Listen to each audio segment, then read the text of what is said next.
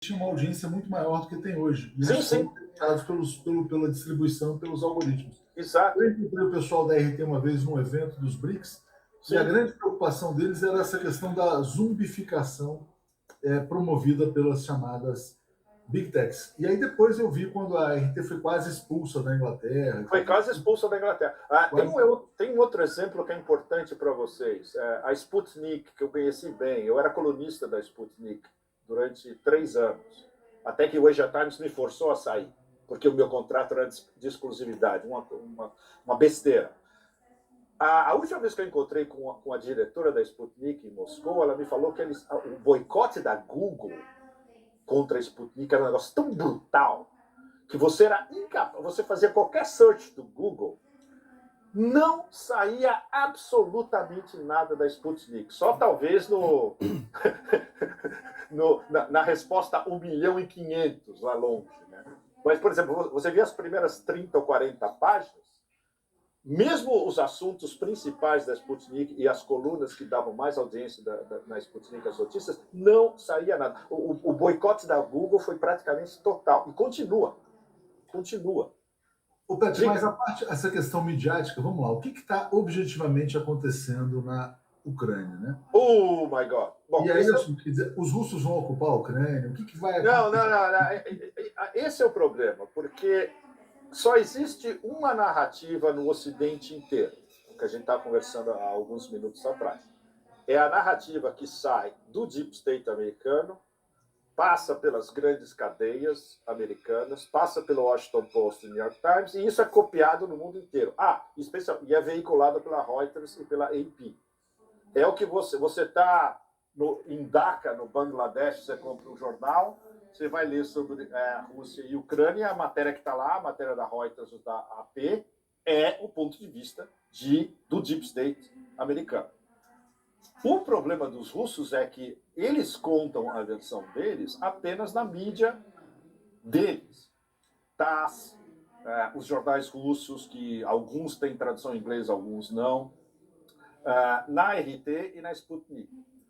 A história real é um problema seríssimo, porque o Ministério das Relações Exteriores russo, que é o mais sofisticado do mundo, com os melhores diplomatas, liderados pelo Lavrov, a melhor porta-voz do planeta, Maria Zakharova, eles explicam didaticamente, com uma paciência absolutamente infinita, o que está acontecendo desde 2014, desde o Maidan em 2014 em Kiev. Ou seja, ok, eu vou resumir para vocês ao máximo, uma história super complicada. O principal da questão é o que chama-se os Acordos de Minsk.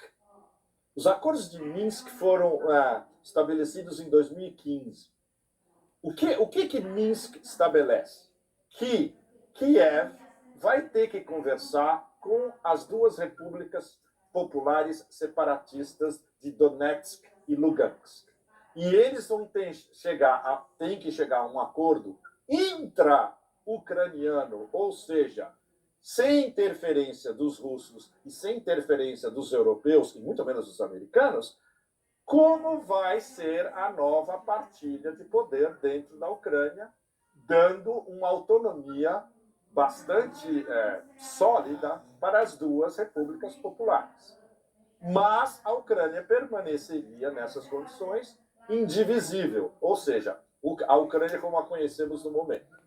O problema é que esses gangsters que estão no governo em Kiev, desde a época do chocolateiro Poroshenko até o cômico o Zelensky, eles não respeitam o que foi estabelecido nos acordos de Minsk sob supervisão da ONU. Se você vai ler os acordos de Minsk, os russos, os franceses e os alemães garantem por fora, mas a absoluta responsabilidade de cumprir os acordos está com Kiev. Kiev tem que tomar a iniciativa de conversar com as duas províncias, digamos, separatistas, populares. Olha que interessante o comentário aqui do Eduardo Pepe. Olha, a Rússia é acusada de não observar o acordo de Minsk quando não é parte ou sequer citada. Pois é, eu escrevi isso em itálico numa das minhas colunas para ressaltar bastante para todos. Eu já fiz algumas colunas sobre isso. Quem já escreveu sobre isso N vezes, em profundidade, é o Martyanov, o meu amigo De Saker também. Todos nós que acompanhamos Rússia e analisamos Rússia, a gente tem escrito isso há meses, se não anos, explicando. A Rússia não faz parte dos acordos de Minsk. Os acordos de Minsk são entre o Kiev, a sede do poder na Ucrânia, e as duas repúblicas separatistas. Eles é que têm que conversar e chegar a um acordo. Os que estão de fora e os que aprovaram os acordos, os russos, os alemães, os franceses, de fora, e, acima de tudo, como é que chama? As Nações Unidas, eles garantem que isso funcione. Mas o problema é que você não pode obrigar a parte principal a ir conversar com os seus inimigos. Ou seja, o que a OTAN vende? A OTAN vende...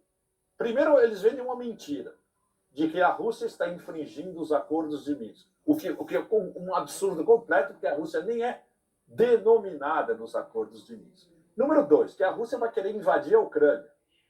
Isso em termos de estupidez estratégica, talvez seja a maior da história da humanidade se a Rússia resolvesse fazer algo assim. Não lhes interessa. Eles não querem acoplar à Federação Russa um país que está completamente quebrado. A Ucrânia hoje não existe. A definição do Martyanov é gênio. O Martyanov chama a Ucrânia de país 404. É gênio absoluto, Leonardo. O 404 é aquele erro 404. Exatamente, não é um país, é um erro. Nada funciona. O Oeste é um desastre absoluto. A única coisa que interessaria no Oeste é grãos, a indústria de grãos, que se fosse absorvida, por exemplo, pela Polônia ou pela Lituânia, ou por um consórcio lituano-polonês, que era o império que dominava essa área no século XVII e século XVIII, eles iam ficar com os grãos. E não tem mais nada. O leste é que tem o poder. O leste tem... Eu já fui a Donetsk, eu vi, mesmo devastado, eu vi o poder industrial do Donbass. Está tudo lá. E está tudo interligado com a economia russa, há décadas. Desde os anos 50, quando o Khrushchev deu a Ucrânia de presente, né, na verdade. Sabe aquela coisa de amizade proletária das repúblicas no tempo da União Soviética? E esse é um problema. O Pepe, olha só, como você fala, quer dizer, essa suposta invasão da Ucrânia, então, é uma ficção. É uma ficção absoluta vendida como verdade, Leonardo. Isso é aí você vai no site do Guardian, você pega uma declaração do Olaf Scholz, que é o novo chanceler alemão, está dizendo, olha, se a Rússia invadir a Ucrânia, nós vamos cancelar o gasoduto. Exato. Não chega a ser assim, psicodélico isso? É psicodélico por quê? Primeiro de tudo, eles vendem uma invasão que nunca vai acontecer. Aí eles imprimem isso como uma verdade. Aí sai toda a mídia da OTAN, todos mais a mídia japonesa, a mídia australiana, etc., os lacaios. A Rússia está se preparando para invadir a Ucrânia porque eles têm 150 mil soldados do lado da fronteira. Mentira! Isso é um exercício interno dos russos e as tropas estão a 130, 150, 180 quilômetros da fronteira. É um problema russo. Seria a mesma coisa que o Brasil estivesse fazendo um exercício dentro do Brasil a 150 quilômetros da Argentina. A Argentina não ia poder falar que o Brasil estava se preparando para invadir a Argentina. É a mesma coisa. É exatamente a mesma coisa. E por que os russos estão fazendo esses exercícios? Porque eles sabem que a OTAN está weaponizando o governo de Kiev. Eles estão mandando assessores, eles mandam Special Forces americanas, os ucranianos estão usando, inclusive, javelins franceses, que são armas antitanque extremamente poderosas, e isso for fornecido embaixo do pano ilegalmente para o exército ucraniano. E os russos estão vendo, olha, se esses caras tentarem qualquer tipo de invasão do Donbass, onde estão cidadãos russos com passaporte russo, nacionalidade russa, e eles forem atacados, nós vamos revidar. É muito simples. E a Rússia não precisa invadir nada. Como a gente sabe, qual é a maior potência de mísseis do planeta 2, 3 gerações à frente de qualquer um, especialmente os americanos? Os russos. Com uma batelada de mísseis, eles não só inviabilizam, mas eles destroem tudo o que for dessa ofensiva ucraniana, e eles já falaram, se houver um ataque contra forças russas, nós vamos revidar não só contra quem está ali no terreno, mas quem ordenou. Quem ordenou é um negócio muito sério, porque vai desde Kiev até Bruxelas. Os russos estão basicamente dizendo, se vocês tentarem uma invasão do Donbass e nós formos envolvidos nessa história, a nossa resposta vai ser acabar com o Estado ucraniano como se conhece hoje. Nós vamos devastar tudo. Nós vamos atrás desses caras, inclusive para depois levá-los para um tribunal. E nós vamos revidar contra vocês da OTAN que estão armando esses caras também. Ou seja, quem deu as ordens vai ter que pagar.